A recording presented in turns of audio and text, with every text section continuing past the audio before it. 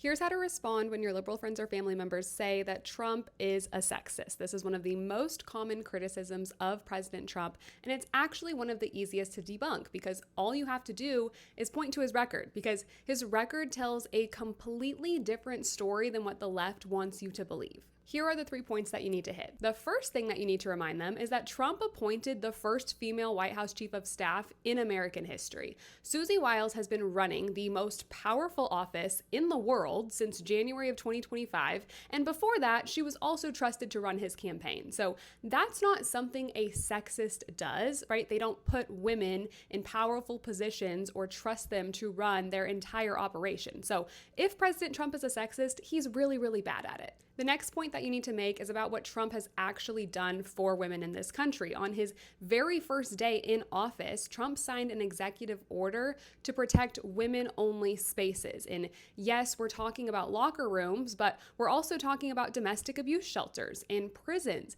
ensuring that biological males cannot access spaces that are designed for women's safety and women's dignity. On top of that, Trump made dismantling human trafficking networks a day one priority, and in 2025 alone, Homeland Security Task Force operations led to thousands of arrests of traffickers, and the victims of human trafficking are overwhelmingly women and girls.